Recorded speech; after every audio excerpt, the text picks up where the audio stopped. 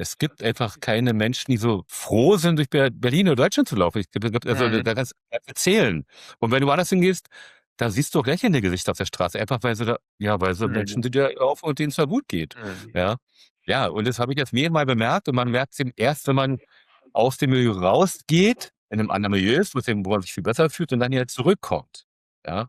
Und deswegen kann ich auch nur jedem sagen, fliegt mal weg, dann kommt mal wieder und Mhm. fühlt mal, wie es sich anfühlt. Perspektive Ausland. Der Podcast für Unternehmer und Freiberufler, die es ins Ausland zieht. Egal ob Steuerplanung, Auslandsfirmengründung oder Lifestyle-Fragen. Hier geht's jede Woche zur Sache. Und hier sind deine Gastgeber, Daniel Taborek und Sebastian Sauerborn.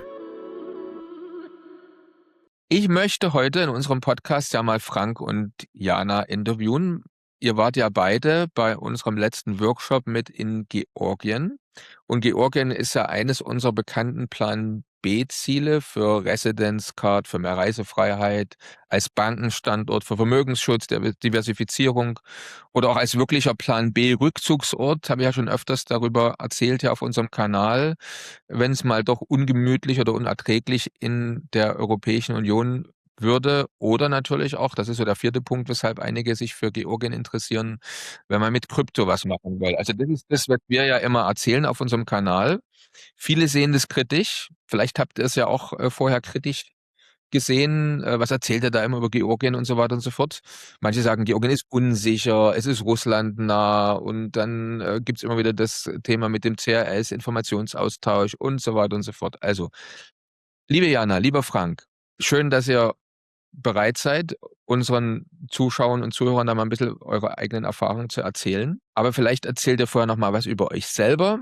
Also, wie kam es überhaupt oder wie kommt es, dass ihr euch für Georgien interessiert habt? Was hattet ihr so für Erwartungshaltungen von der Ausgangslage dazu? Fangen oder? Ich dachte gerade, gute Frage. Gute Frage.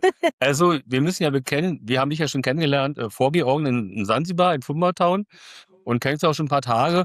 Und weil wir also auch dir eigentlich so als Person vertrauen und du hast davon erzählt, von Georgien, man kann das da machen und so. Und dann hat man auch mal einen Aufenthalt da und kommt doch mal in Krisenfällen aus Deutschland oder Europa raus. Dachte ich, mir ist ein guter Plan B, das mal zu machen. Dann sind wir einfach voller Erwartungen mit dir mitgekommen sozusagen und haben dann geguckt, mal gucken, was da so passiert. So ganz neugierig, aber eben positiv gestimmt. Und letztlich war es auch dann eine sehr schöne Reise gewesen, wenn auch kurz. Und also das Initiativ ist ja schön, der Stadt als solche. Die Menschen sind angenehm und auch der Service vor Ort war super gewesen. Ja, deswegen sind wir da hingeflogen und jetzt ist ja auch daraus dann schon letztlich mal, wenn ich ein Vorreiter für die in der Age dann, dass ich wirklich nach dahin auswandere, weil man da auch dann einfach entspannter leben kann und nicht so viel Steuern bezahlen muss wie in Deutschland. Und weil es wirklich sehr schön ist. Ja. Es Ja. ist eine sehr schöne Stadt, die wir Mhm. noch richtig entdecken wollen. Was ist denn für euch jetzt, sagen wir mal, auf der, wie gesagt, es gibt ja unterschiedliche Gründe, weshalb Mandanten sich für Georgien interessieren. Also ich hatte schon mal Vorschläge gemacht, ne? Im Prinzip Reisefreiheit, Residenzkarte, vielleicht ein bisschen Vermögen außerhalb der EU zu diversifizieren. Was ist für euch vielleicht am Anfang so der wichtigste Grund gewesen, euch für Georgien zu interessieren? Also, am Anfang war es erstmal, dass man 'n bisschen mehr Reisefreiheit hat in Notfällen. Letztlich fand ich auch das Bankensystem da sehr interessant, weil man ja einfach auf 'n normales Konto da mal ungefragt 10,5% Zinsen bekommt, was ja auch nicht alltäglich ist in Europa. Also, Mhm. bei der Postbank kriege ich so 0,5%, wenn ich da Geld anlege. Und da Mhm. kriegt man kann man 'ne App machen, kriegt man 10,5% auf 1.000 € oder 1.000, Mhm. wenn ihr umwandelt in die Währung da. Und das fand ich auch sehr interessant, muss ich sagen. Das sieht man ja hier in Europa gar nicht mehr, solche Zinsen. Mhm. Und vor allem wird man ja als Kunde ganz anders gesehen. Also ich hatte hier die Erfahrung gemacht, dass man eben bei der Bank nicht mal reingelassen wird, sondern dass es ein Schrankensystem gibt, also ein Ampelsystem. Bei einer Mhm. grünen Ampel darfst du die Bank passieren und dann darfst du reingehen und mit einem Bankberater sprechen. Mhm. Ja, und das fand ich ziemlich, ja, schreckt mich ab. Die Mhm. Bank haben wir gewechselt, weil ich möchte als Kunde reingehen und also na klar, man muss mich jetzt nicht gleich willkommen heißen, aber ich möchte quasi an den Schreibtisch rantreten und möchte mit einem Menschen kommunizieren, ja, und Mhm. nicht nur eine Videokonferenz führen oder so. Und natürlich, wenn wir nicht vor Ort sind, dann geht es nur so, aber wenn wir vor Ort sind, dann möchte ich auch einen Menschen mir gegenüber haben, Mhm. der mit mir redet. Erzähl mal, wie habt ihr das so erlebt? Also ich meine, ihr habt ja nun nur, sag mal, was gehört oder gelesen über die georgischen Banken. Ihr seid also dann angekommen in Georgien, dann haben wir seid ihr zu unserem Partner ja mit, zum Workshop gekommen, oder? Wie ging es Mhm. dann weiter und wie habt ihr das erlebt? Erzählt mal ein bisschen. Ja, uns wurde erstmal die ganzen Offerten gemacht, was man alles in Georgien machen kann. Wir haben uns dann eigentlich für alle entschieden, mehr oder weniger, glaube ich, wenn ich mich recht erinnere. Und dann wurden wir halt eben von dem Partner sehr gut an die Hand genommen. Also es war ja, also das war so ein Vollservice. Wir wussten jetzt also, wie ist jetzt Frank, jetzt fahren wir dahin, ein Auto kommt gleich, dann hat man eine Begleiterin gehabt, sind dahin gefahren. Natürlich versprechen wir, also vielleicht ein Wort georgisch, als vorher war nicht eben, können sich da nicht unterhalten. Was wurde halt für uns übersetzt und alles gemacht und ja, wurden an die Hand genommen und einfach umhergeführt und am Ende hatten wir alles, was wir brauchten, um zu grinsen. Und das fand ich sehr, also sehr toll, muss ich sagen, dass man, also wirklich, da, also der Partner macht den Full-Service einfach.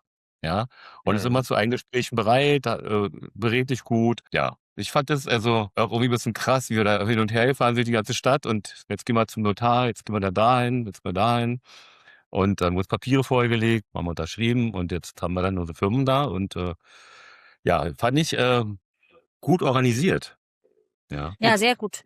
Auch die persönliche Betreuung. Also das ist die war das, super. Also ganz genau, klar. dass man an die Sehr Hand genommen freundlich, wird. menschlich. Also es war ja mehr so wie so, wir sind Freunde, was organisieren für dich und nicht irgendeine Tour oder so. Ja. Jetzt, wie ist denn das Erlebnis, wenn man in so eine georgische Bank reinkommt? Also, wie habt ihr das so empfunden? Und habt ihr da irgendwie einen Vergleich? Kann man das mit irgendeiner deutschen Bank vergleichen? Also, wie ist das so? Man kommt da hin, also und dann, wie ging's Also, dann? also erstmal bei der Solobank ist ja eben, ne, Hotelcharakter, Rezeptionscharakter, ja, und dann ist es also die deutschen Banken sind ja eher so, naja, kennst ja, langweilig, wirst abgefrühstückt irgendwie oder hast so Automaten und hast natürlich so einen Glasschalter und da wurde man eben persönlich begrüßt, empfangen, weitergeleitet, gab gute Sitzmöglichkeiten, man konnte was trinken, also man wurde umsorgt von den Bankleuten und also es gab Service einfach. Es gab also einfach Service und in Deutschland wissen wir ja, wir leben in der Servicewüste und hier konnte auch der verdursten und da wurde man halt gut betreut. Und das war eben, also ja, ist so. Und man kommt sich eben vor, dann so ein bisschen tatsächlich, wenn man in so ein Hotel reingeht und von der Rezeption gegrüßt wird und dann ist auch Interieur da schön, alles ein bisschen gediegen und nicht so kalt und weiß oder so. Das war sehr angenehm. Mhm. Ihr habt ja jetzt, wie gesagt, das Bankkonto bei der Solo-Bank, ihr habt das Bankkonto bei der TBC, also im Prinzip das Privatkonto und das Businesskonto. Und ihr Mhm. habt auch den Aufenthalt beantragt für Georgien, oder? Könnt ihr vielleicht mal ganz kurz unseren Zuschauern und Zuhörern erzählen, wie das so läuft, wenn man nach Georgien geht und dann dort eine Firma gründet in der Public Hall? Wie habt ihr das so empfunden, wie das da so ablief? Also, ich nenne das mal das Bezirksamt, um es zu vergleichen so ein bisschen. Man geht ja zum Bezirksamt und beantragt da irgendwas. Das ist natürlich ein Riesending, diese Public Hall. Aber es geht, also hier, also wenn man hier zum Beispiel ein Auto zulassen will oder braucht vom Führerschein, dann kann man ja schon, also muss man die Wartemarken ja schon kaufen auf dem Schwarzmarkt, wenn man eine Karte haben möchte, ja. Und da geht man einfach rein, es ist zwar voll, aber du ziehst eine Wartemarke und wir haben dann gewartet, maximal 20 Minuten. Und dann ging das weiter. Und dann haben wir dann nochmal 20 Minuten gebraucht oder 1 Stunde für das Ausfüllen der Anträge und so. Und dann war die Sache durch. Also obwohl da stehen viele an, aber da sind eben unwahrscheinlich viele Leute, die da an den Schreibtischen arbeiten. Das ist ja so immer in Rondellen geformt, da sind dann da 8 Leute und da 8 Leute und man geht rein, guckt, was man gerade möchte, geht, aha, da, geht man, setzt sich hin, zieht vor die Marke, wartet, und dann kann man klack, klack, klack runtergucken, wenn man dran ist. Und das war also, und man zahlt dafür kein Schmiergeld an irgendjemand, der die Marke vorgezogen hat. Ja? Also, sieht ja dieses bei manchen Sachen. Und das war also eine krasse Erfahrung, weil es eben, man geht hin, man hat einen Plan, geht dahin, man muss keinen Termin vormachen, man geht einfach dahin. Man muss sich anfragen und mal gucken, du gehst hin, ziehst eine Marke und kommst ungefähr in 20 Minuten dran. Das war krass. Also jetzt einfach, weil wir den Vergleich hatten zu Berlin, wo ich im letzten Jahr einen Reisepass beantragen wollte und 3 Monate gebraucht habe, ich einen Termin hatte. Ja. Gut, wenn du dann einen Termin hast und bist dran, dann sind sie auch nett und freundlich, ohne Frage. Aber ja, wenn es halt schneller gehen muss, da gehst du hin, ziehst eine Nummer und bist dran. Also das gab es ja früher in Deutschland auch. Spontan. Ja. Einfach so. Ja. Also das ist auch das, was wir ja versprechen in unserem Video, ne? Also Plan B in 48 Stunden. Aber wie du schon gesagt hast, es ist schon ein volles Programm, ne? Also schon stressvoll, wenn man das in 48 Stunden schaffen will. Das Gute ist, Also dass man dann in dem Moment eben an die Hand genommen wird, dass dann jemand kommt und sagt, Mhm. jetzt müssen wir das machen, dann müssen wir das machen, danach kommt das. Und das fanden wir sehr gut, ja. Ja. Also allein hätten wir es nicht in 48 Stunden geschafft. Die bestimmt nicht. Also ganz ehrlich. Bestimmt nicht, weil Vielleicht man gar nicht. 48 Tage oder so. jetzt ist ja so, Frank, bevor du da letztendlich in Georgien oder ihr beide aufgeschlagen seid, in Georgien hatten wir ja vorher mal telefoniert und dann hast du ja gesagt, also Bankkonto kann ich mir dann vorstellen, aber also umziehen, auswandern nach Georgien, also das kommt für mich nicht in Frage. Und jetzt hat sich ja deine Meinung ein bisschen dazu geändert, oder? Zu Georgien. Du könntest dir mittlerweile sogar vorstellen, in Georgien zu wohnen, zu leben. Erzähl mir mal, wie das so, wie das so passiert ist. Also, du bist da in Georgien irgendwann mit dem Flugzeug angekommen. So, also, wie hat sich das so entwickelt, dass du heute sagst, also ich könnte mir sogar vorstellen, dass Georgien also mehr als nur ein Plan B wird, vielleicht sogar mein Wohnsitz wird. Ja. Wie ist das Also so? erstmal- Was hat Georgien oder was hat Tbilisi dir angetan, dass du deine Meinung da so geändert hast, oder? Ja, ich kann ja sagen, was das einfach, also erstmal ist Tbilisi eine sehr schöne Stadt, die sehr europäisch wirkt, aber eben auch, weil die kann man es manchmal vor wie Paris, manchmal wie London, manchmal wie Berlin. Also es ist also bis auf die Bürgersteige, die noch müssen, aber wie gesagt, ist einer am Berg gebaut. Ja, so. Mhm. Aber es ist eben eine sehr schöne Stadt. Also man sieht auch in Berlin auch Bettler und so natürlich, aber es ist einfach, die Menschen sind total freundlich da unten, auch auf der Straße. Das ist eben, also man fühlt sich auch sicher tatsächlich. Und weil ich eben das jetzt gesehen habe, dass Tbilisi eine schöne Stadt ist, dachte ich mir, man könnte da wohnen. Ich wollte es doch nicht, aber dann kam halt meine Gewinnberechnung in Deutschland. Und die hat sich gesagt, die ist jetzt so hoch, das kann ich mir einfach nicht mehr antun. Weil Mhm. das ist ja so viel geworden und wenn man davon mal die Hälfte abgibt, dann ist es einfach nicht mehr feierlich. Ja. Mhm. Eigentlich war das so der Tropfen, aber er sagt, also Frank, jetzt musst du eigentlich gehen, weil wenn es weiter so läuft mit der Firma und die Gewinne bleiben gleich, dann kann ich mir davon jetzt ja in Sansibar noch eine Villa kaufen. Mhm. Ja. Und er So macht ist dann es, ja. lieber als einen Fiskus zu füttern, der das Geld dann in der Welt verteilt. Das kann ich selber machen, in der Welt verteilen, das Geld. Ja. Mhm. Ja, Und jetzt so ist habe ich es. jetzt diesen Plan B gefasst und denke mir, ich gebe mein Geld selber in der Welt aus. Ja. Und jetzt sagen ja viele, Georgien, das ist unsicher, da gibt's die Russlandnähe und vielleicht lässt sich Georgien auch mal, kommt da der Russe auch mal nach Georgien rein oder wie auch immer. Wie denkst du darüber? Hast du dich damit auch mal auseinandergesetzt und wie denkst du dazu? Bist du so? Naja, gut, also wir sind Ossis, wir sehen den Russen jetzt auch nicht so unbedingt Genau. als Feind. Ich habe den Russen noch nie als Feind gesehen, also bis heute nicht. Also Aber wir haben auch sonst keine Feinde, also von daher. erstmal habe ich keine Feinde und der Russe ist gar nicht unser Feind. Ich frage mal, was will denn der hier in Deutschland? Wird reparieren kommen oder so? Der ist ja nicht mehr hier. Ja. Mhm. Also ich hatte noch nie Angst vor dem Russen. Okay, Deswegen, also spielt für dich jetzt keine gar große keine Rolle. Rolle. Überhaupt nicht. Ja. Ich sehe das überhaupt nicht, dass wir vor Russen Angst haben müssen. Also wir sehen einfach da eine schöne Stadt, die auch noch ganz viel Altbausubstanz hat, viel Kultur, eine Servicebereitschaft und dann die Gastronomie. Also es hat uns alles sehr beeindruckt. So, dass wir gesagt haben, ja, wir wollen da bald wieder hin. Und naja, eine Weile später haben wir gesagt, okay, wir können uns da wirklich vorstellen, länger zu sein. Eben nicht nur für Urlaub, sondern wirklich länger. Okay. Und die Sprache jetzt, also manche sagen, also die georgische Sprache ist schon heftig, ne? Wenn man diese Buchstaben sieht, also manche sagen, da bluten mir die Augen, wenn ich versuche, diese Sprache zu lesen. Aber Vor allem, das sieht ja schön aus. Also die sieht total schön aus. Also, man muss der Buchstaben mit dem halt so über den Wellen ist. naja. Aber ich sag mal, von der Sprache jetzt her, ich meine, man hat jetzt mit Leuten vielleicht im Geschäft zu tun, in Behörden zu tun oder mit Taxifahrer oder sowas zu tun. Also wie seid ihr zurechtgekommen da so in Georgien? Aber die sprechen ja alle Englisch. Also die haben ja ihre Muttersprache und die sprechen ja faktisch, spricht ja da jeder Englisch. Ja. Okay. Und wenn ich Englisch spricht, dann kann man sich immer mit Zeichensprache unterhalten, wenn man mal ein Würstchen kaufen will oder irgendwas essen möchte. Aber bis jetzt haben wir alle in Englisch angesprochen und es war kein Problem. Mhm. Ja, und dann lebt wird man wahrscheinlich auch dann ein bisschen Georgisch lernen. Wir haben ja mal Russisch gelernt früher. Mhm. Jetzt kann man daran anknüpfen so ein bisschen, ne? Naja.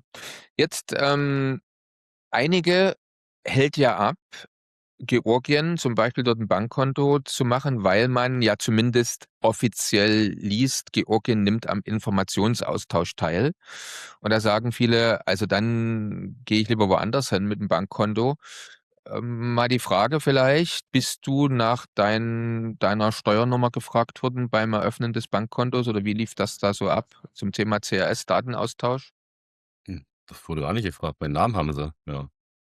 Meinen Namen, meine E-Mail, meine Telefonnummer haben sie. Also Ja. das vielleicht jetzt auch von meiner Seite nochmal hier dazu, mit dem richtigen Setup und unser Partner hilft da auch, ist also momentan eigentlich CRS ja noch kein Thema. Wir bieten ja jetzt selber auch an, dann für Mandanten, die es ganz, ganz ernsthaft machen wollen, noch Georgien mit Serbien zu kombinieren, dass man also die serbische Adresse, eine serbische Wohnadresse in Georgien angeben kann. Also da gibt es verschiedene Möglichkeiten, das auch in Zukunft zu umgehen. Ne? Also der CRS-Austausch, ich fand es immer so interessant, ein Bankmitarbeiter hat einen unserer Workshop-Teilnehmer ja gefragt nach der Steuernummer aus Versehen und unser Partner, der Anwalt, sagt dann, Moment, mein Mandant muss keine Steuernummer angeben.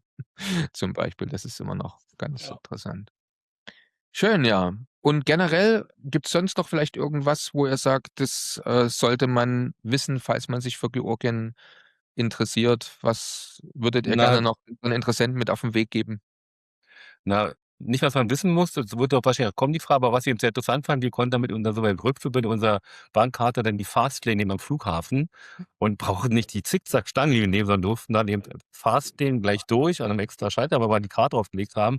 Und wir hatten dann noch die VIP-Lounge von der Bank da gehabt. Und das war natürlich sehr angenehm. Man musste nicht irgendwie da rumgehen, sondern man konnte sich da was zu essen nehmen, einen Sekt nehmen, ein Bier nehmen, einen Kaffee und Tee holen, konnte einfach seine Zeit verbringen, bis der Flieger dann landet und dann einsteigen. Also man stelle sich vor, man ist, eigentlich ist es wie Business Class, ne? Du hast halt einen separaten Schalter, eine separate Linie, wo du reingehst, wenn du eben die Visa-Karte hast und musst dich nicht anstellen und ja, und gehst dann halt noch in eine VIP-Lounge, wo du auch verwöhnt wirst, ne? Wo du dir alles zu essen nehmen kannst gratis und Ja. Ruhe auf deinem Flug warten kannst. Das also war sehr schön und Da muss man ein bisschen schmunzeln. ja, wenn man halt einfach auch diese Servicewüste gewöhnt ist, die wir hier manchmal haben, ne? Also sie wird ja groß beschrieben. Wir selber bieten ja auch Service an und wollen unsere Kunden zufriedenstellen. Und wenn man dann halt einfach den Vergleich hat zwischen eben hier Deutschland, was ich vorhin gesagt habe, ne, eine Bank, wo du draußen stehst in der Halle, wo die Automaten stehen und warten musst, bis das grüne Ampelmännchen kommt, dass du reinkommst, um überhaupt mal mit jemandem zu sprechen. Und dort stehst du natürlich gleich drin, du wirst empfangen und dann wird gefragt, ja, was willst du machen? Und dann wirst du von da aus weitergeleitet. Und also ja, ist halt einfach Betreuung wird groß geschrieben oder dass der Kunde zufrieden ist. Krypto vielleicht nochmal. Einige interessieren sich ja für einen guten Standort, an dem man auch Kryptofreundlichkeit oder Freiheit erlebt. Was könnt ihr dazu vielleicht sagen? Was ist euch aufgefallen in Georgien? Na, mein Sohn macht ja so ein bisschen Krypto, ich habe ein bisschen weniger, aber ich habe ihm da Bilder geschickt halt von den Kryptomaten, die an den Straßen herumstehen, wo man den Bargeld reinschiebt und dann auf der Wallet schieben kann, also anonym. Und dann musste ich ja lachen, ne, dass die Dinger da so rumstehen. Also mein Gefühl ist, dass Georgien sehr kryptofreundlich ist und wohl meines Erachtens auch das gar nicht irgendwo hinmeldet, wo woanders hätte es hinmelden. Dass man da eben sehr sicher hat vor irgendwelchen gierigen Augen und Leuten, die da ran möchten. Ja. Aber die Kryptomaten auf der Straße, die rumstehen, das finde ich so total genial. Ja, in jeder Ecke vor allem. Ne? Also Da dachte ich mir immer, ich sage mal den Leuten, wenn man merkt, ich sage immer, das Milieu macht das Gift. Ne? Also wenn man im schlechten Milieu ist es nicht so gut. Immer wenn wir nach Sansibar fliegen, dann sind meine Posts bei Facebook oder bei WhatsApp viel freundlicher, viel schöner, aber mich dann Palmen da und Wasser und Meer und Essen und so und Strand. Und dann fliegt man nach Deutschland zurück und dann kommt man so dann vom Gefühl her, als ob man so durch eine Glocke in eine Depressionsglocke reinfliegt. Und das hat jetzt mehrere Male nach Georgien, nach Sansibar, und das haben ja auch andere schon inzwischen bestätigt, dass man denkt, man kommt eben nach Deutschland rein und fliegt hier in die Depression einfach. Wirklich, man spürt das. Also man kommt dann von 40 Grad, dann verzichtet dann an, das ist dann eh schon nicht schön. Aber die Menschen ticken hier ganz anders. Also natürlich hat man im Privatbereich immer noch freundlich, lacht so ein bisschen, aber der Umgang untereinander, in der Öffentlichkeit, die Gesichter, guck mal die Gesichter auf die Straße, wenn du durch die Straßen gehst in Berlin. Und guck mal, wer vor dich selig hinlächelt. Der ist natürlich auf Drogen. Ja, aber es gibt einfach keine Menschen, die so froh sind, durch Berlin oder Deutschland zu laufen. Da kannst du erzählen. Und wenn du woanders hingehst, da siehst du lächelnde Gesichter auf der Straße, einfach weil sie Menschen sind, die da laufen und denen es da gut geht. Ja. Und hier ist eben einfach, der Deutsche ist eh ein bisschen komisch. Ja, nicht so richtig. Aber und das habe ich jetzt mehrmal bemerkt und man merkt es eben erst, wenn man aus dem Milieu rausgeht, in einem anderen Milieu ist, wo man sich viel besser fühlt und dann hier zurückkommt. Ja. Und jetzt kann ich auch nur jedem sagen, fliegt mal weg, dann kommt mal wieder und fühlt mal an, wie es sich anfühlt. Unbedingt auf rein. Und das merke ich jetzt seit ein paar Jahren jedes Mal. Ja. Und ich erinnere. Also, das kann ich auch nur bestätigen, was du gesagt hast. Georgien, man will das gar nicht glauben, wenn man sich da, also man hat da so ein ganz anderes Bild von Georgien, wenn man unsere Medien dazu hört oder sich da vielleicht beliest. Und dann schaut man vielleicht mal im Weltsicherheitsindex und sieht, da liegt Georgien sogar noch vor Österreich und der Schweiz, oder? Aber wie gesagt, wenn man dann durch Georgien läuft, sieht man das auch, ne? Also man sieht da nichts Befremdliches irgendwo in Straßenecken oder in irgendwelchen engen Gassen. Auf der anderen Seite aber soll es ja seit den letzten Parlamentswahlen 24 vermehrt Demonstrationen in Tiflis geben. Also man sieht es immer wieder in den Medien, wird überall demonstriert und für die EU, gegen die EU und so weiter. Habt ihr da irgendwas mitbekommen? Also wie beurteilt ihr die politische Stabilität eigentlich in Georgien? Ist ja auch wichtig, wenn man sich dafür als möglichen Plan-B-Ort entscheidet. Also, das war interessant, wenn man sah, an manchen Häuschen sah man im Slavo-Ukraine zum Beispiel den Schriftzug mit der ukrainischen Flagge dran. Dann sah man auch dann das EU-Zeichen, dass man in die EU will, aber dann haben wir wieder EU-Zeichen, die durchstrichen worden sind. Ja, und also EU, ja, und dann gerade in der anderen Kreuz macht, nee, nicht EU. Also, ich glaube, die sind da auch, also Pro und Contra, je nachdem, wie ihr Wissensstand ist über die EU. Und ich denke mal, wenn sie mehr Wissen haben, dann werden sie wieder durchstreichen, weil die EU ist ja gerade am Zerfallen, weil will man noch in der EU? Wir sollten alle rausgehen, meines Erachtens nach. Ich habe keine Lebenswirtschaftsstraße gesehen. Vielleicht waren die dann vor und nach uns da, weiß ich nicht. Und selbst da, wenn es so wäre, wäre es ja Demokratie, wenn sie es machen können. Ja, da hätte ich auch kein Problem mit. Ja, erst wenn sie in die EU eintreten, würde ich ein Problem machen. Ja, schön. Vielen Dank auf alle Fälle, euch beiden, Jana und Frank, dass ihr uns mal ein bisschen so eure Erlebnisse geschildert habt, wie das so war. Es gibt jetzt noch einen Teil 2 zu dem Video, wo nochmal ganz trocken einfach nur waschen, schneiden, föhnen, die Fakten zur Residenzkarte, zum Ablauf des Workshops und zu dem Steuersystem von mir kommen. Aber mir war es ganz wichtig, einfach auch mal eure Erfahrung zum Erlebnis von Tbilisi, so als jemand, der noch nie vorher da war, ja auch mal mit aufzunehmen. Vielen herzlichen Dank. Sehr gerne, Daniel. Sehr gern. Sehr gerne. Bist du Unternehmer, Freiberufler oder Investor? Zieht es dich schon lange ins Ausland? Mach heute den ersten konkreten Schritt in eine Zukunft mit mehr Geld und mehr Freiheit. Buche ein Beratungsgespräch mit Sebastian und seinen Kollegen. Unsere Kanzlei unterstützt Mandanten wie dich dabei, deine Steuerlast legal zu reduzieren, Vermögen aufzubauen und zu schützen und deine persönliche Freiheit zu maximieren.